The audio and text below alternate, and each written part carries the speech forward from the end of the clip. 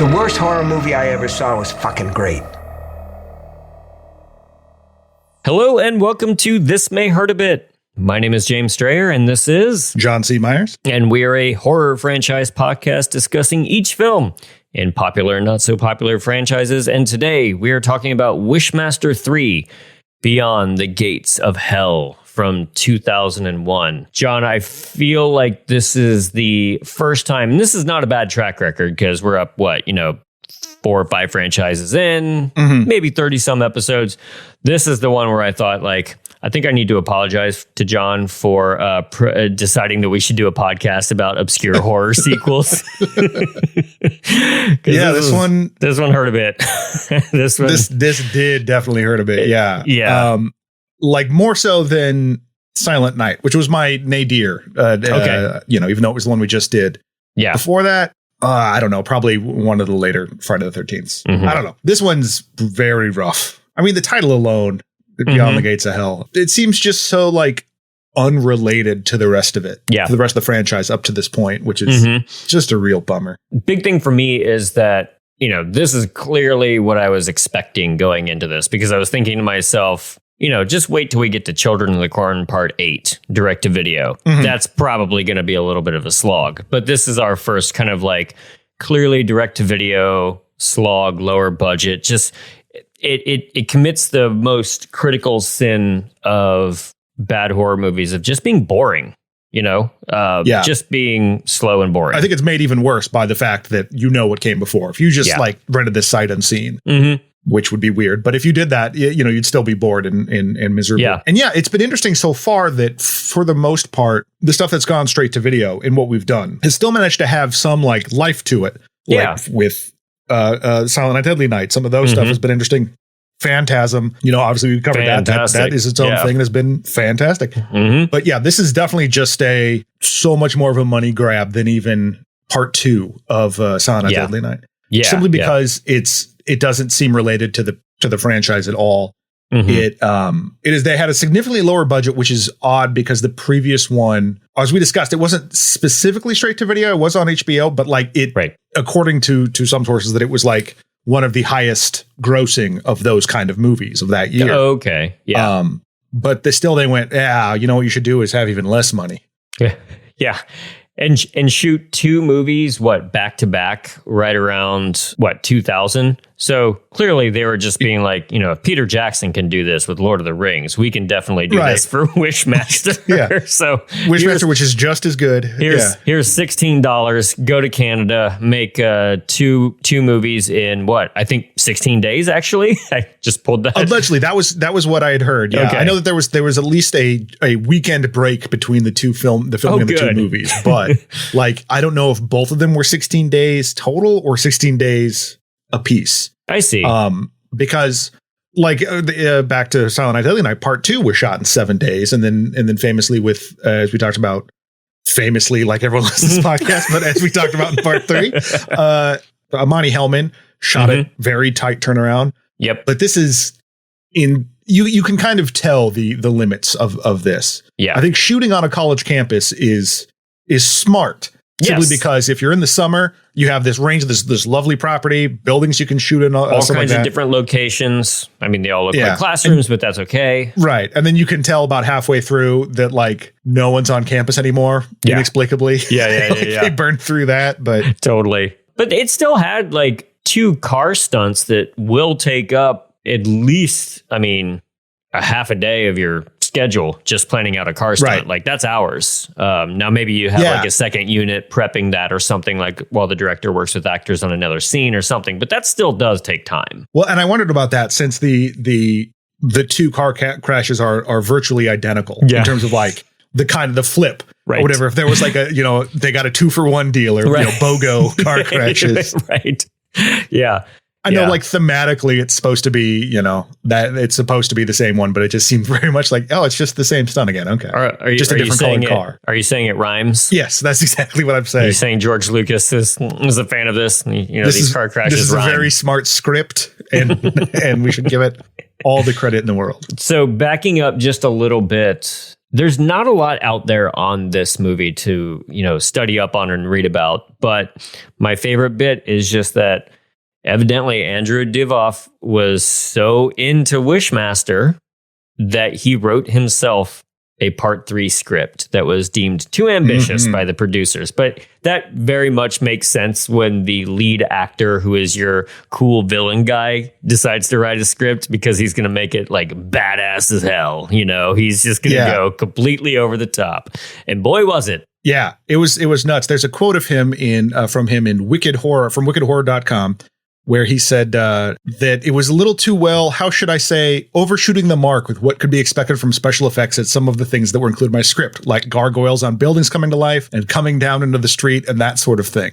That would have been, as we had discussed, the budget for that one outweighed the rest of the films. And true in general, but also like you look at this movie and you're like, yeah, you had no budget to do. You're lucky you could even shoot a building on that budget, let alone have gargoyles come to life. Well, he just wanted to do the reverse Gremlins 2 gag, and they did that in like the late 80s.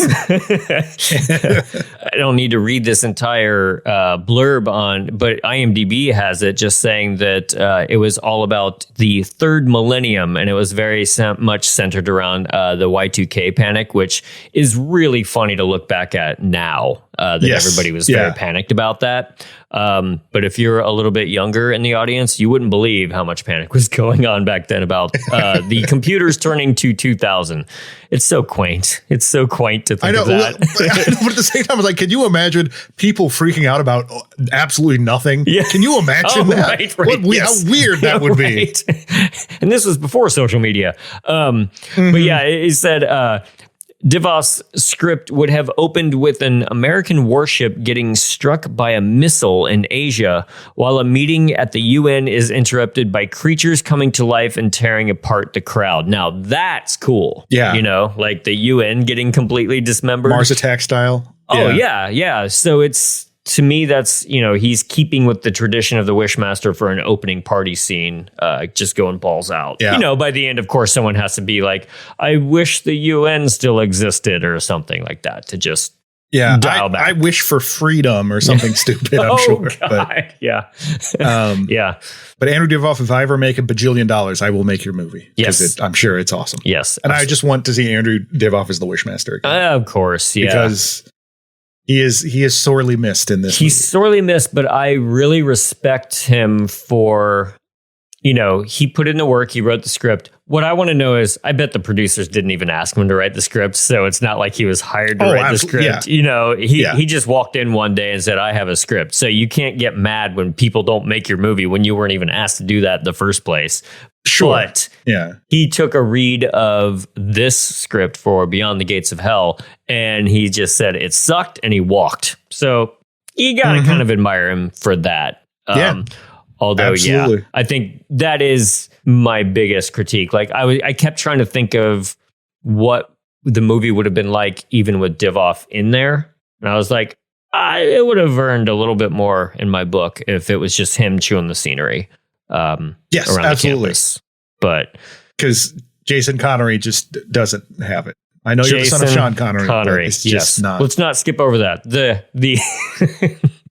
the Jinn in this movie is played by the son of Sean Connery, and I guess talent skips a generation sometimes, or maybe he's a perfectly talented guy. I don't know. He's certainly not his father. But the Jinn himself is played by someone else, but the human version of the Jinn is Jason Connery, because he's a sleazy college professor that the Jinn takes over at a certain point. Yeah. It is a different Jinn. Mm-hmm. Yes. Which different fine, makeups. like canonically or whatever you want to get into. Yeah, it makes sense that there'd be more than one. There's a race of them around or something. Sure, why not? But I never until you said that, I never put that together at all. Because that it was a different one? Yeah, that explains a lot to me, because the way the gemstone is found and, that, like, I was just like, does this have no connection? Okay, so this is a good movie now. No, I'm just joking. it's still not good, but that makes a lot of sense. Yeah, I think I did that to mentally just, patch over some or spackle over some of the real terrible stuff. I'm like, well, it's a different gin, so it's fine. Okay. It's fine. This guy just sucks. Yeah. It's not the Wishmaster in general. Yeah. This is a few rankings down, I think, in the Jin army for this guy. And it's worth noting, I think the Jin in full makeup only appears like twice in the movie, maybe 3 times, something like that. But, clearly it's a budget restraint. But that just makes everything so damn boring because you got to watch just this guy in a suit walk around instead of a cool demon guy. It's for as effects heavy as the previous 2 were. I mean, and even the second one was a step down. This is like barely anything. And so a lot of it is just Jason Connery just chasing people around a college. It just seems like your kind of average dead teenager movie. Mm-hmm. And it's funny because I was kind of like, oh, you got your Final Destination in my Wishmaster. Yeah. And then I realized that the lead actress is from Final Destination 2. Is the lead from Final Destination 2. Oh, I didn't realize that either. Yeah, but that AJ makes sense. Cook. This was like her first role. And, got it. Okay. And in both, without giving too much away, even though we're absolutely talking about the movie. Yeah. In both movies, she like dies and comes back. So I guess that's. Oh, yes. The makers of Final Destination 2 must just get me someone that can do that. Yes. Someone who has experience. Yeah. Give me Solomon Grundy or a Solomon Grundy type. Right. So we begin with this immediately out of the gate. It's a dream sequence of this woman who her name is Diana. This is who John was just mentioning. She is having a dream of a car wreck that she was in as a child, but her dad saves her from the burning car, I suppose runs back to save the mom, and then he doesn't get away in time and he blows up. Yeah, and they milk this.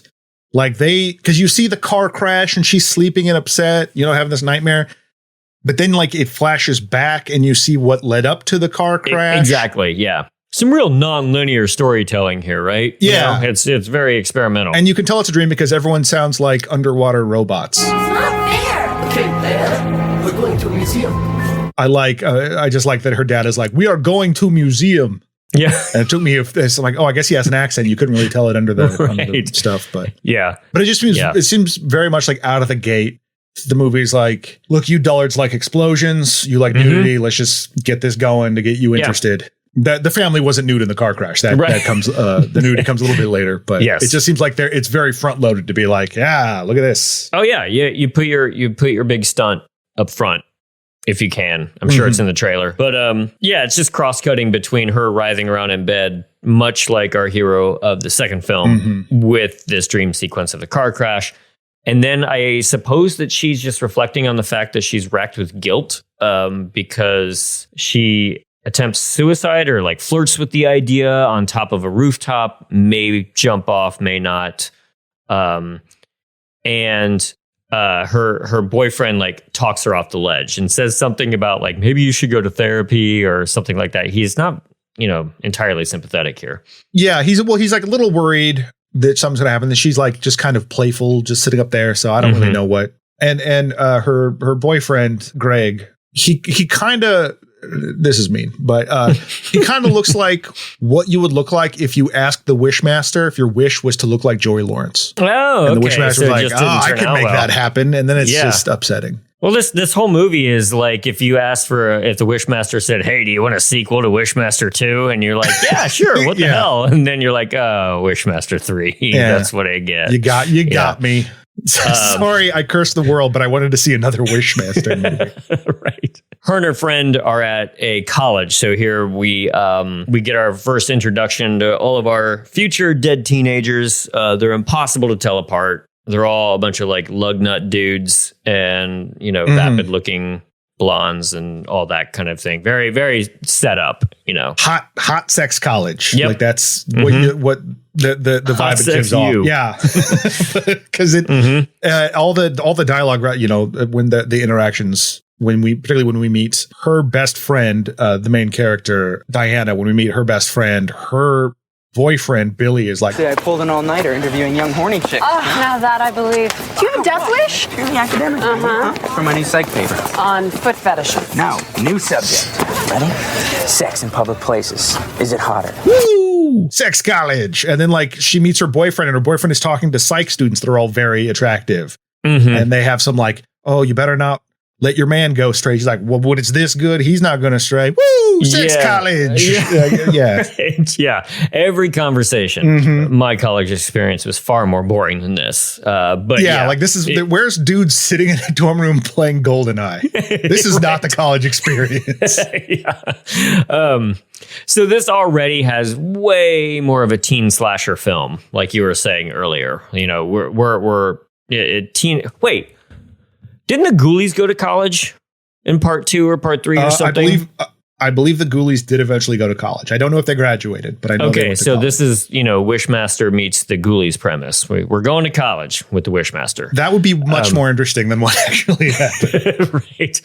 She gives a report on Achilles, and she, of course, has this line. We all face our own personal trials in life, and I think it's important to appreciate that often through pain comes catharsis. And I'm immediately like, oh, okay, they're telegraphing what the big ending is going to have to be, or she's going to have to confront pain somehow to win. Yeah, because as we've talked about before, if you are in a college class or a school setting of any kind and someone is talking, they're talking about the themes of the movie. Yes. If it's something else, they're talking about the themes of the movie. So it's always a nice shorthand. And of course, as soon as the bell rings, as every professor in every movie, they just wait until the bell's ringing to give you your next assignment for the next day. And I hope you heard that, but otherwise you won't get your paper in on time. But yeah, as far as movie cliches, it's not nearly as good as getting a badge and gun taken away. But it is. I do enjoy the professor giving homework right over a bell for some stupid reason,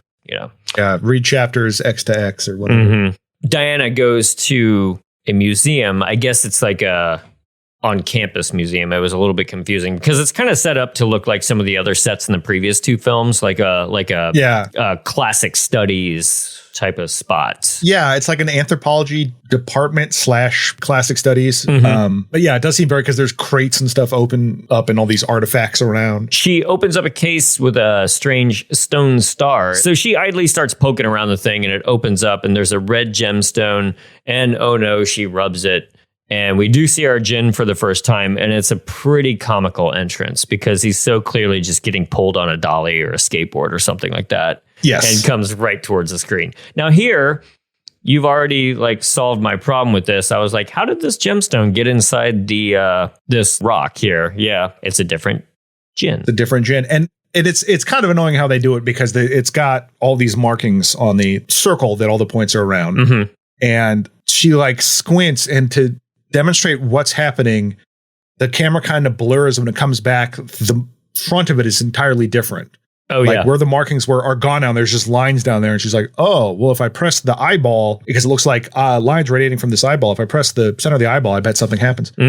Which was you could have done that a bunch of different ways rather than just, I don't know. It felt very clumsy how they were doing it. It just felt like they could have highlighted something, but rather just change the prop entirely. It felt very strange, or at least how they presented it. It doesn't take an archaeology student to pick this thing up, and your eye and your thumb would go right to an eyeball because it's a circle. Yeah. It's just a natural human intention. But she's there because she's working with the Professor Barish, played by Jason Connery. And there's already all kinds of jokes about him being sweet on her and their relationship. And when he catches her doing that, he's like, oh, wait, that's mine. She shows him how to do it and how she found it. And he's like, well, that's amazing. We should have drinks about it. And you should talk to me about it. Oh, and social stuff too. Just what are you about? What's all this going on? And she turns him down and he gets all pissed about it. But she kind of wants to, but she's like, I've got a boyfriend. It's like, how dare you? This implication. This is terrible. And then she leaves, and that's when the Jin kicks into action. Yeah, my notes on this, I won't bother reading them because they were so scattered, but it was just, Jin shows up, he starts, he glides in again and he talks to Professor Joel, and immediately the design doesn't look nearly as cool. As the first one. It's a little bit different. I guess it's a little bit more of a bluish tint to him, rather than red. They kept him goopy, which I think is a good choice. But the goopiness, I don't know, he looks sort of just sweaty. Yeah, sweaty. I don't know. The only note I have about his appearance is look how they massacred my boy. Right. But then it is a different Jin, so fine. He's just a crappier looking Jin. That was a bummer. And yeah, he and the professor have a whole conversation about, he's trying to find the one who woke him, or his waker, or however he says it. This part, I was already kind of groaning and rolling my eyes here, because the professor won't give her up right away. Yeah. So he's like, well, you better tell me otherwise. And he starts mimicking, I think it's supposed to be her voice. And I took it as voices of other people that he had kind of harassed, other women that he has harassed over the years, maybe. Yeah, because he makes it, he basically performs a one-man show of the professor sexually assaulting somebody, whether that happened before or was just I'll tell everyone that this happened. It was a weird threat because you're this magical being. Mm-hmm. And I mean, first of all, just this throws out all the rules from previous. So I'm not even going to go well, technically, because it doesn't matter. Yeah. But your whole thing is if you don't do it, I'll tell everyone you're gay, basically. Yeah. It's just this empty threat, oh, they're going to listen to this giant demon man, or it just felt strange. Here's now I'll do an impression of you on the toilet, or you ordering pizza, and then you'll get all these pizzas. Ha ha ha ha ha. But whatever. It's just not a lot of imagination in the threats there. And then, of course, the Barash actually has even less imagination, because he's like, okay, well, you'll grant me any wish. I wish for, and he does think about how he words this. But he's like, I would like 2 women whom I find to be the most attractive women on the planet. Yep. To be in love with me and to be here right now. Yes. And then sure enough, we get a couple of scantily clad ladies that show up and take off their tops. But then they start rubbing and kissing on him, and then one of them just starts bites out his tongue, and the other just scratch him. There's no ironic twist to it. It's just, what if I loved the people and then they just killed me? Right. Oh, okay. The chest slash is such a perfunctory, all right, we've got time and budget for one claw slash across the chest, I think. And that's all you get. And the cut was so weird. It cuts it's halfway through the middle of the gore effect. So maybe the gore effect didn't really work in the end, and they're we got to jump out of this scene before the blood sac doesn't go off or something. Yeah. But so he then takes the professor's face off, revealing, and I didn't know this, underneath your face, if you take the skin off your face, underneath your face is just a second gooier face. It's another face. Yeah. Yeah. It's just another face, because it just looked like, I will tell this off to reveal, we put some Smuckers on the guy. And look at this. Isn't this effective? It was kind of a letdown. I only give it credit, though, because we have not seen, in the first movie, do we see the face get actually ripped off in the morgue? No, I think you see it's just more of an implied startup, because you don't see Andrew Divoff, I think, as the corpse. So this movie, at least they have the claw going around the face, cutting it off, and I had such a stupid 1-2 punch reaction to this, because I was like, oh, cool, we're getting how the magic works. We're getting a face cut off. Oh no, that means that he's going to be Jason Connery through this entire movie. No, that really bummed me out. Of Jason Connery. Yeah. I was like, oh no, no one enjoys that. The professor is going to be our human version, our Andrew Divoff from this, and because I didn't know until that moment, that was very upsetting to me. Yeah, it was a bit of a bummer. I just wrote, shows the Jin cutting off the face, and oh god, no, fuck this, absolutely not. We're getting the bland professor actor as our new Divoff. Well, and this is the first time, and this happens a few times in the movie, where there's just some very strange sound design choices, where when he throws the professor, to get rid of the professor's body, he just throws him into a crate where apparently there was a mummy or something, because there's a depression where there's a body. When he throws the professor in, it makes a squishy noise. I don't know why, but he's squishy. Zombie or mummies are the opposite of squishy. Yeah. There is no fluid in them anymore. They are dry husks. Yeah. But apparently this professor still got a lot of juice. I mean, he had pockets full of Capri Sun or something. Yeah. It's oh, my ketchup packets. Right. But he just dumps him in this crate, closes it, and just goes, return to sender. And that's the end of that. Oh, yeah. Gosh, yeah. Diana shows up at the museum looking for the professor, finds a notebook with a list of the other female this wasn't the hit list, or was this a list of other female students that he had been attracted to? I didn't understand what the list of I people don't know, because he has like a list of students because she's his TA. And so I don't know if it was just other people that were his TA or something like that. And she thinks something wrong because there's just this perfect drop of blood by her name. Yeah. I don't know how it got on there really, but I know the Jinn was looking at stuff, but yeah. So she's like, oh, something's wrong. It's weird that he's not here sexually harassing me. Right. Yeah. And so her hackles start going up a little bit about this. She steals the star relic and runs out. Back to her friend and her boyfriend's setup. It's Katie and Billy, I believe. Mm-hmm. Got this gigantic bull mask with giant horns, which is actually kind of neat looking. But now they decide this is their opportunity to have sex in public, while some other just random college student comes in and watches like some sort of like MTV something on the television. And it's just like some bad 90s alternative rock video. I couldn't tell you who it was.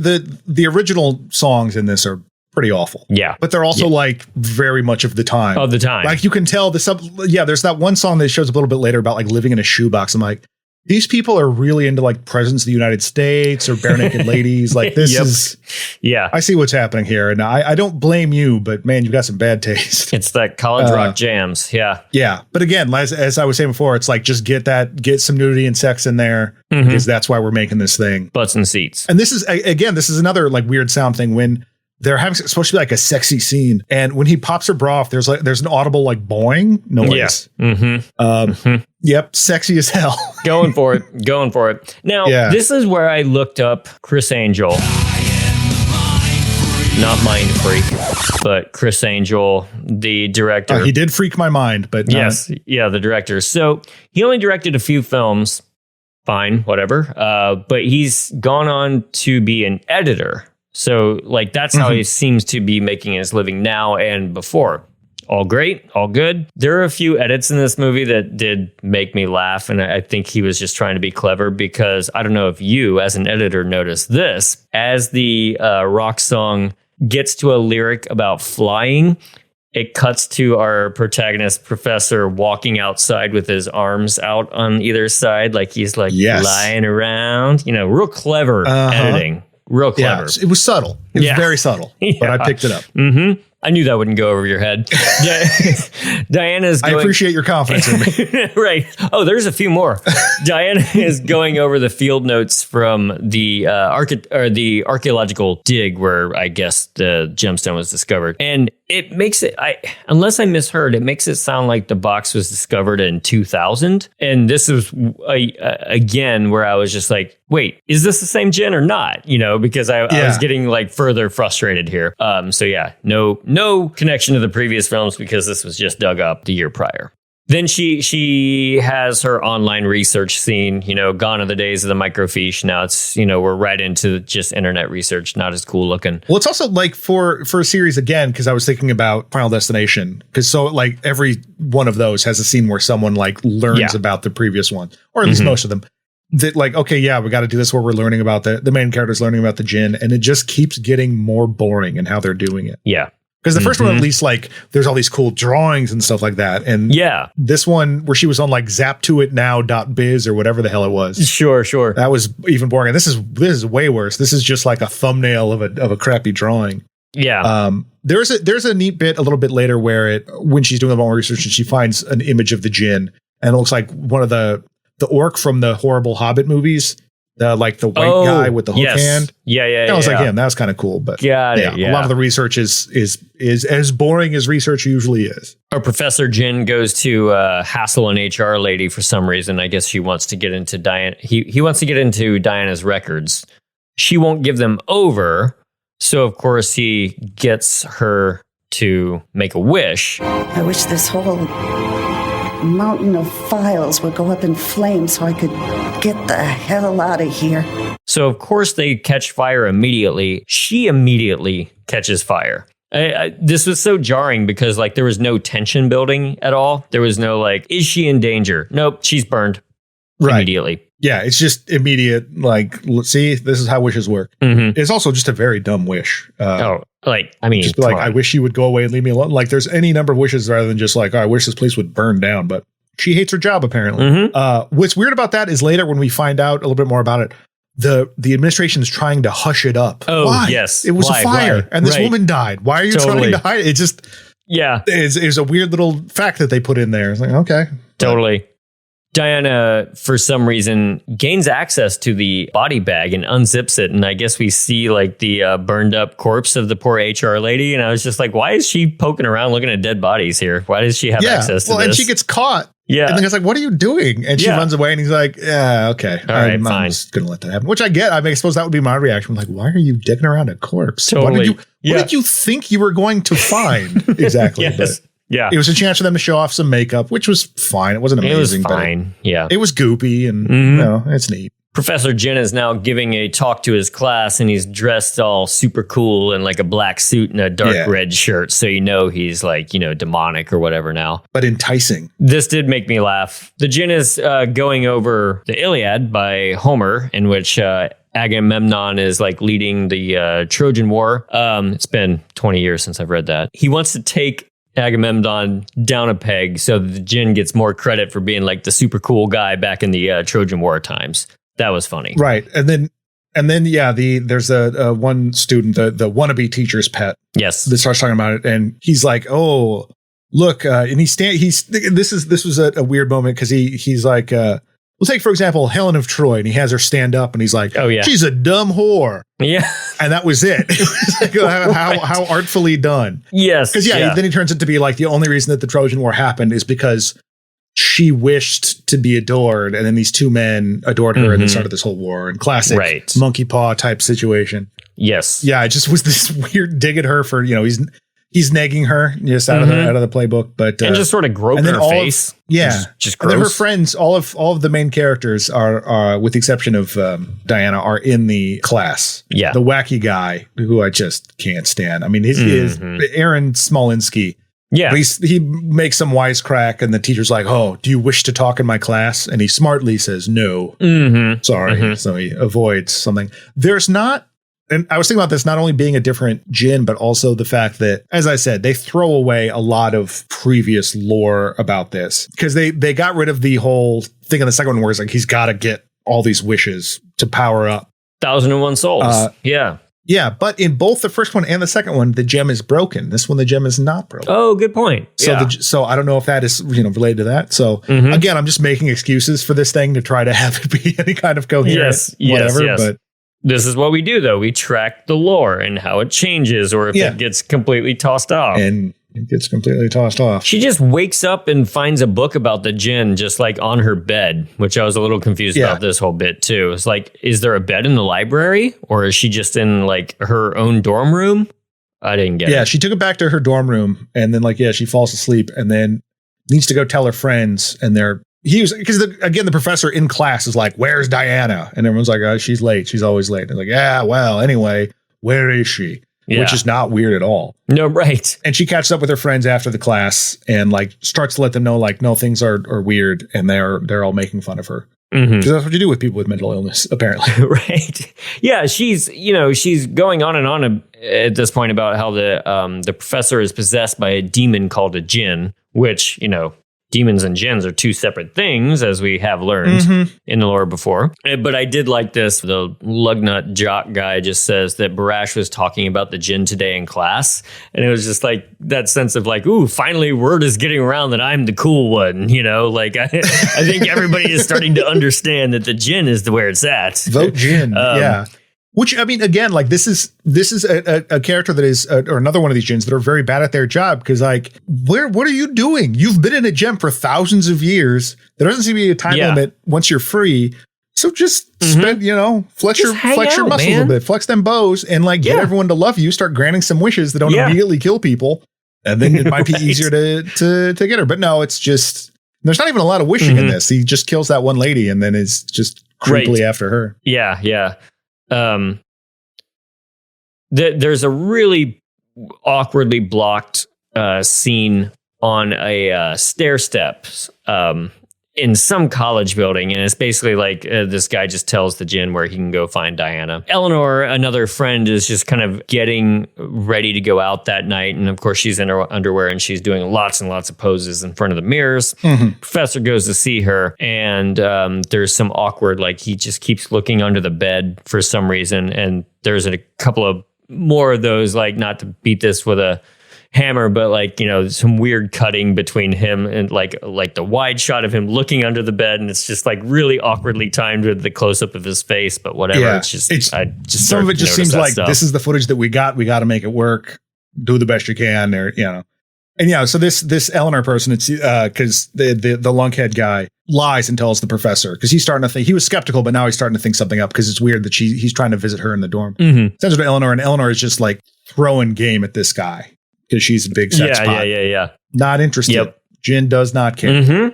Well, right after this bit, there's this like dash, because Diana's like, I don't know where she's running to or from, but she's like running across campus, and it's got like the most like 2001 soundtrack, like Chemical Brothers attempt sort of thing. It always makes me laugh. And she eventually like meets up with her boyfriend, and they try to hide inside a church for some reason. And then, but oh my gosh, the djinn is there. This is one of the two effects I kind of like, because he's just razzing her and all this stuff, and is like, well, you've been replaced as teacher's pet by the girl we saw earlier, and she's already made her wish. And she wanted to lose a little weight. To do that, he basically has her throw up all the fat in her body.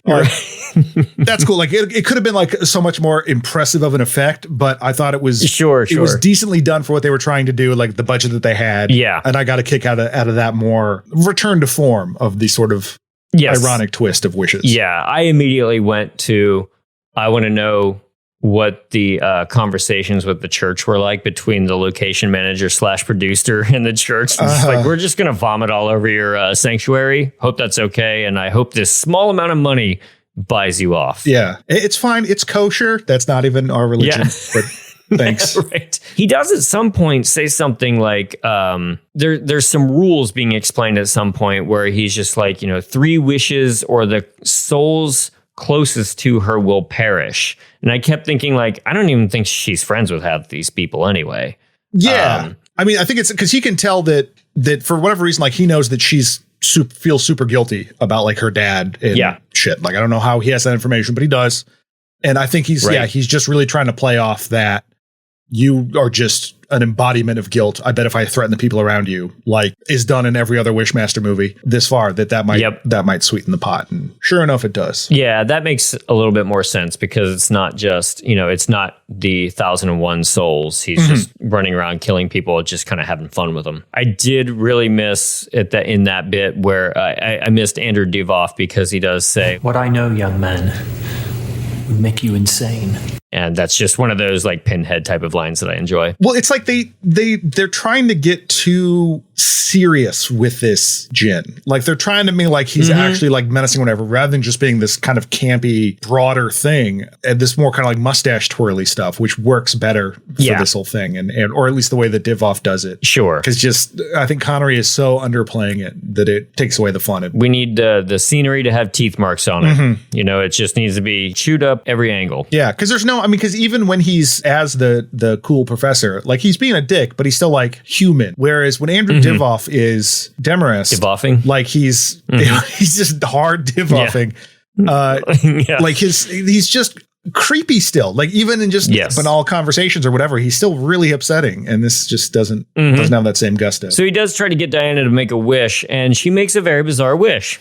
This, throws the lore for a loop, but she wishes to invoke the angel Michael. So the angel Michael from the Christian mythology comes down and possesses Greg. She words it very specifically of like, I want to invoke Michael to assist me in beating you. So no, it's been established before that in the previous two that the angels were made separate from the jinn or whatever. And the second one started to lean really heavy into the, Judeo-Christian thing because she had to get blessed or whatever to be this pure of heart. But this is specifically like, no, let's bring down an angel of God. And it starts to, this like light through a stained glass starts shining on her and this cloud effect, these energy stuff, which I gotta say, like as cheesy as these effects are for a straight to video thing in 2001, not bad. And in fact, it won an award for like, best straight to video effects, something like that.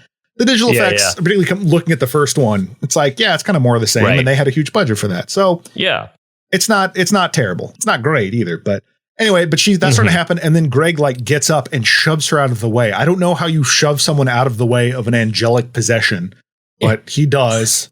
And the spirit of Michael enters him, which causes him to talk like this. That's how you know he's an angel now. They like digitally deepen his voice and it just sounds bad. And their battle, him and the Jinn's battle, is basically just a WWE fight and not even a good one. That ends with like the big final blow. Because Michael has a sword, a special sword that came with him as well. Yeah. Big D&D sword. But the big final blow in their fight, the Jinn runs at him and he just does like a judo throw into the altar and breaks the altar. And then they run away instead of killing the Jinn. So thanks a lot, Mike. Big help there. He's got the sword. Because they say later, like only a weapon not of this world can kill a Jinn. Well, what did you arrive with? A weapon not of this world. Yeah. Go get him. Nope, got to run away. Yeah, but I do like to give the edit some props. I do like the bit when the Jinn kind of recovers, he rolls backwards and they cut mid roll and he's Jason Connery again. And I thought that was kind of a smooth little trick. I like those kind of old school little things. But it was a big letdown for this epic battle. Yes, an angel versus a Jinn. Yeah, at this point, an hour into the movie, I am used to it. Yeah, that's true. So three ladies pass by the professor on another stairway. A lot of stairway shots in this movie. A lot of stairways. People coming and going. One of them tries to seduce him, and she says that she wants him to break her heart, which of course he does. This kill just seems so like spiteful. Just like, I'm just passing you by on the stairs. Sure, I'm going to explode your heart. Yeah, there's no like point to this one. Yeah, he doesn't even need because he doesn't need the wishes to do anything. He doesn't. He's not seeking information. He's like, I am tired of you bothering me. I am just going to explode your heart. I'm just going to explode you. But of course, much like the other films, Diana is seeing this in a vision, seeing all of the Jinn's kills. So there's a scene. The next scene is Michael the Angel in Greg body talking to Diana. And for some reason, I thought that they were in a graveyard at first. And then I realized it was just like a theater set. So they're on stage at the college theater. Yeah. I was like, well, cool. At least they're talking in a cool, spooky. Oh, no. It's just like a cardboard gravestone. Yeah. It's just a performance of King Lear or something. It's a bummer. Yeah.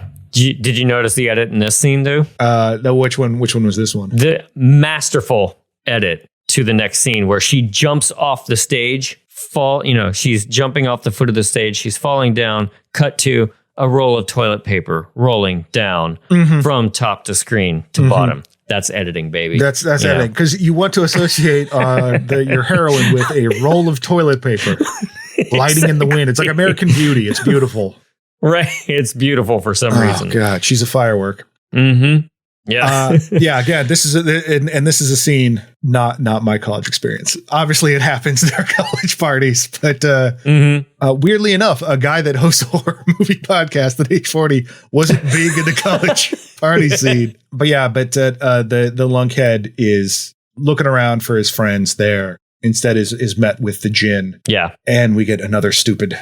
This one isn't even like a wish or something. The Jinn just like straight up just kills him in Silent Night, Deadly Night style by impaling him on that bull mask that we saw earlier. Yes. When he's like throwing him against the bull, like, again, the acting here is really bad because the actor just looks like dumbly surprised. Like it's I'm not sure what his emotion is supposed to be. He's like, and then he's dead. And yes. None of this is scary or interesting. I'm not even happy. I didn't like that character, but I'm not even happy that he died. Like, this is just, it's all just so flat. Yeah, it's very flat. But you did get the zinger beforehand, though, right? Oh, yeah. I can't remember what prompts this, but Billy says, blow me.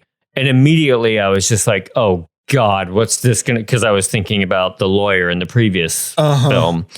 I was like, oh, how gross is this going to get? And it's so dumb. I wanted to be offended by the joke. I wanted them to have done something way grosser than this, because the djinn merely blows a puff of air on him, which makes him go back onto the bullhorns. Right. What would have been cooler is if he like they go into an open mouth kiss and he just inflates him like a balloon, like Yaphet Kotto at the end of Live and Let Die. Yes, yeah. That would have been great. He just inflates until he hits the bowl thing and blows up. That would have been something, but that costs money. No. Yeah.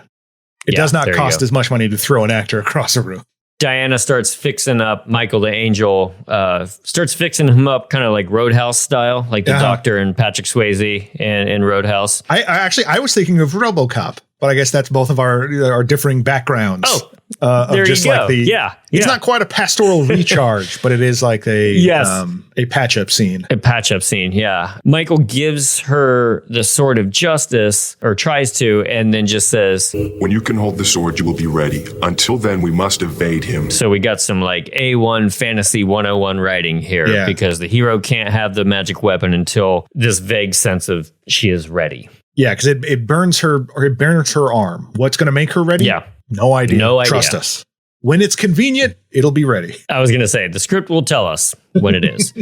Diana has visions of Billy dying on the horns. Of course, Michael the Angel says sacrifices must be made. So we're back to the whole idea of what she was saying earlier in the film about only pain, only redemption through pain, or whatever that kind of crap was. You know, sacrifices must be made to keep the djinn army at bay. The fire spreads through her arm and she throws it down in a totally believable performance. Absolutely. And it's just like, you know, when you can when your arm is not on fire, you will be ready. It's like, okay, I guess you'll be able to tell because your arm will not be on fire. Until then, sorry. Katie finds Billy's skewered body, and, you know, from here on out, it's essentially just the professor just like chasing people all around this college campus. Yeah. And it's pretty damn boring. Katie hides in the science lab, and she calls Diana on the phone, who just cries some more while she's in a car with Michael. Mm-hmm. The djinn shows up and uses his telekinesis to pull Katie out of her hiding spot, and this is pretty damn funny because it's so clearly just some PA just out of frame pulling on her leg. Yeah. And she's getting dragged across the floor. I did like, because she wishes that she had a hiding spot, and she's like on the phone. She's like, she's like, I wish I had a hiding spot. And just like dollar signs in the eyes, ka-ching. And I do like that initial thing because he's clearly like just like standing on a dolly too, but it's a shot underneath looking up at him, and he starts like floating backwards. And I thought that was a little uncanny and interesting. But then it's just her being pulled on the ground, and his like weird twist is, I'm going to shove your head into a rat cage. Then they won't find you in here, which is dumb because they'd find her immediately. That's not even good at granting wishes. Yeah. Right. So the hiding place is a rat cage. Yeah. Again, okay, here's a simple thing. And I say simple because this would actually be very complicated. You just turn her into a two-dimensional printout of herself, basically Taye Diggs' face on the floor at the end of Equilibrium.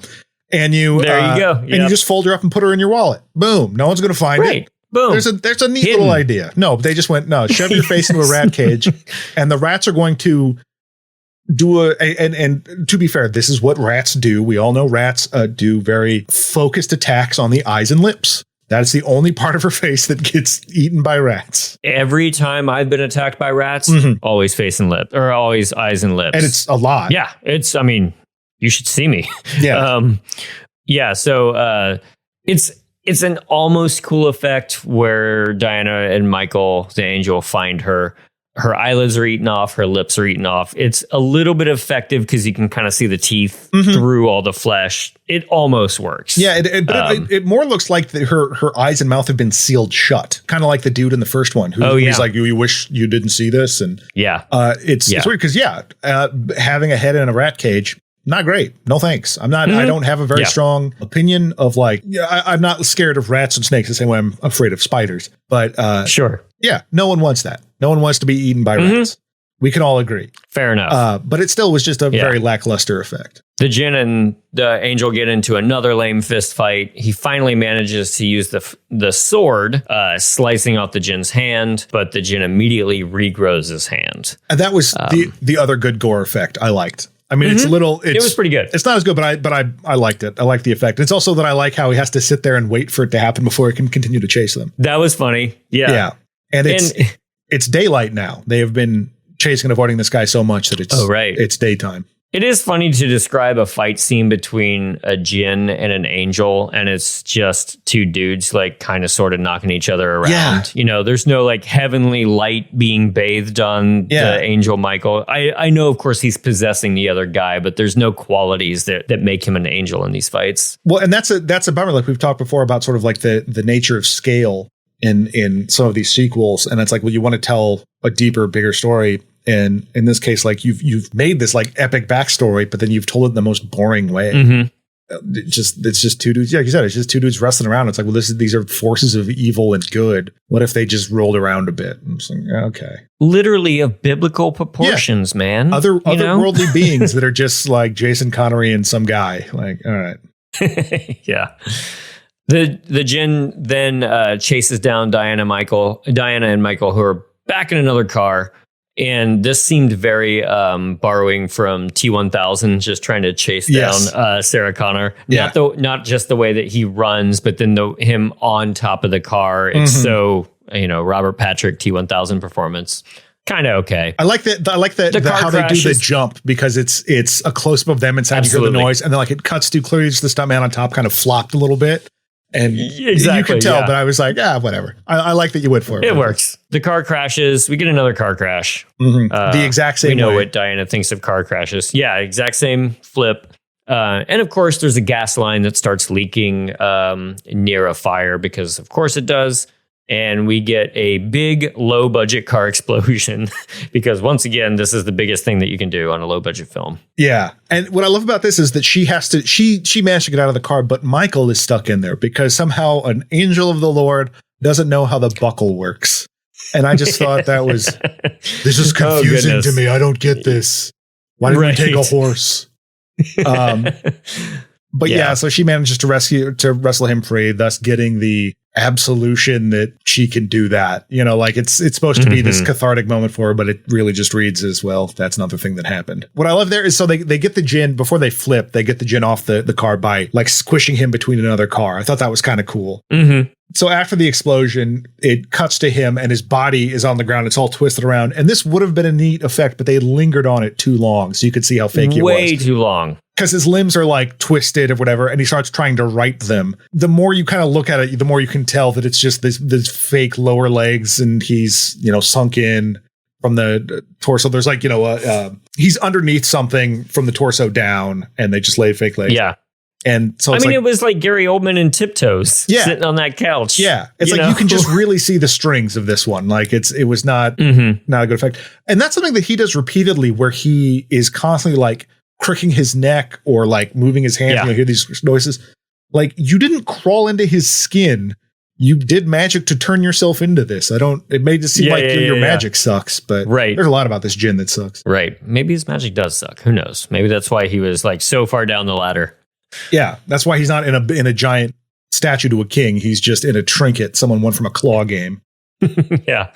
All three of them end up on another roof of one of the school buildings, and Michael starts brandishing his sword, but to no effect whatsoever.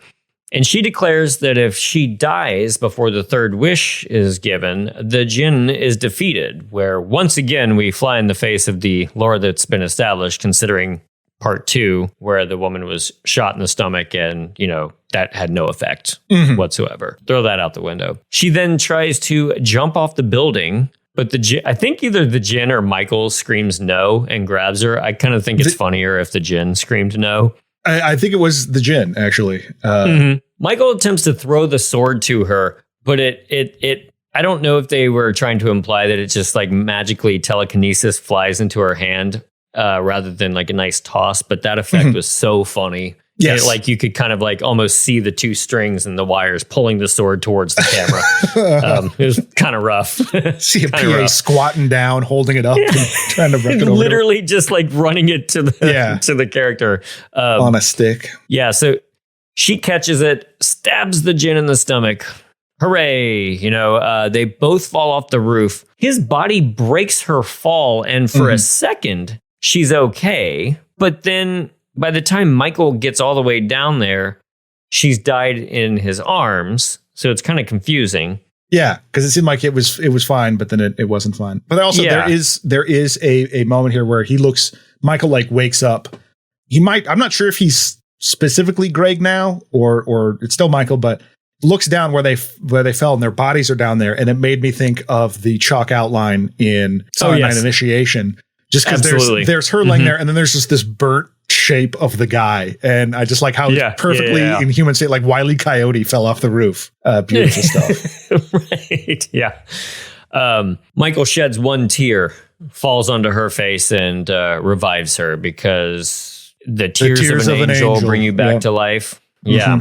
It's an Eric Clapton song. Comes back to life. Angel screws off back to heaven or whatever, takes the sword with him, and now he's back to normal, boring old Greg, but his voice sounds better.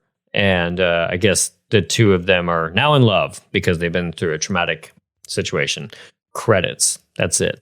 And what's wild about this is like, so if indeed it is true, this was shot back to back. No cliffhanger or anything, huh? Just, you knew you were making another one. Yeah. You didn't leave it open. You just went, it's all fine now. Because I don't think there's an end credits thing, unless it's just like him laughing or something. Yeah, I was gonna say there's no Jen cackle at the end. Come to kind of want out of these. Yeah, but it's just nope, he's dead. Let's make the next one where he's alive. Because I know it's the same actor, so they'll figure out something, obviously. But okay.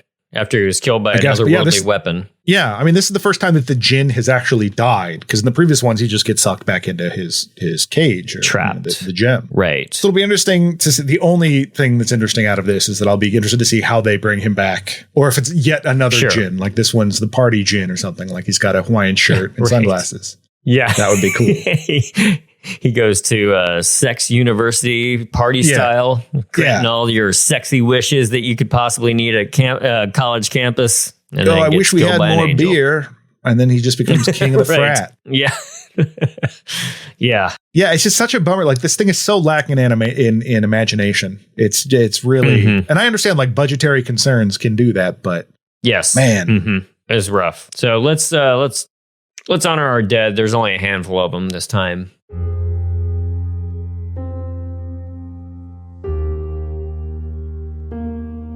Mary Collins, played by Jan Skeen, died in car accident. Ted Collins, played by Rick Skeen, died in car explosion. Joel Barish, played by Jason Connery, chest slashed by Jinn, face removed. Mrs. Kaufman, played by Mariel Hogue, set on fire.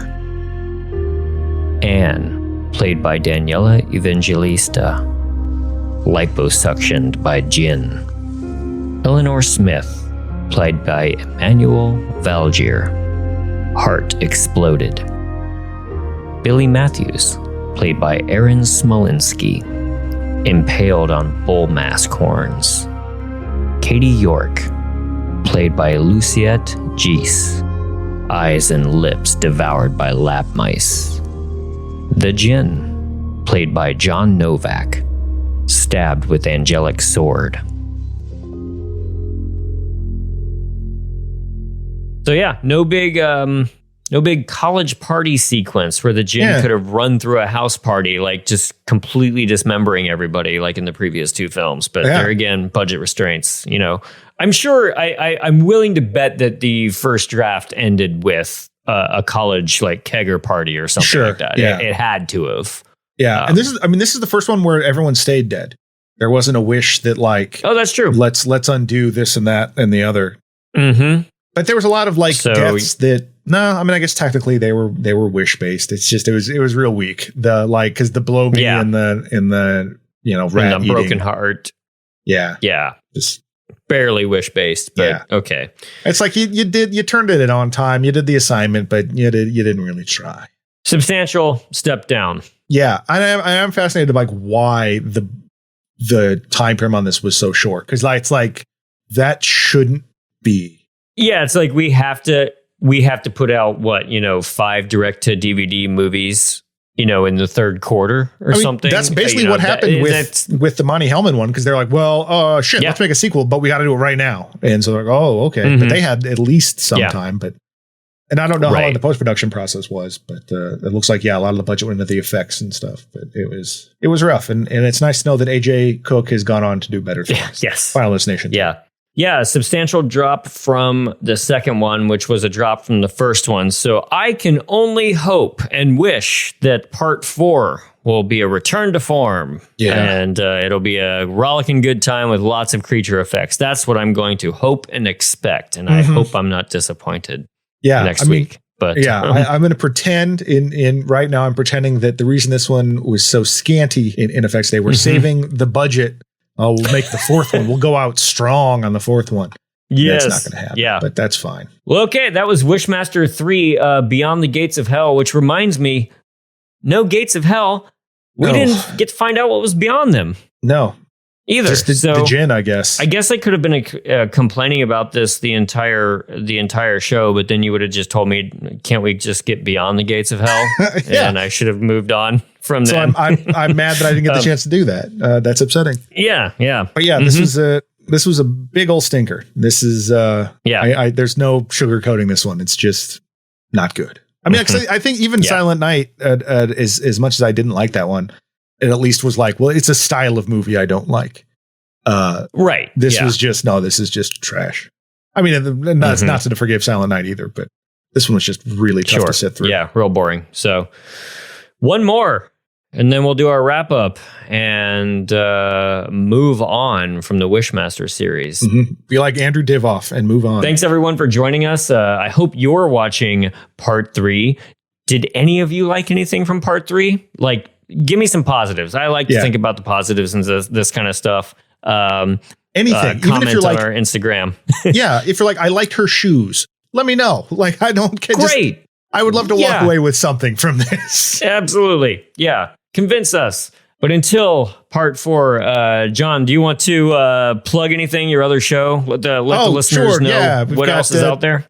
John and Alex Hate Stuff, the other movie review podcast I do, that is available wherever podcasts are. That's JOHN ALEXX.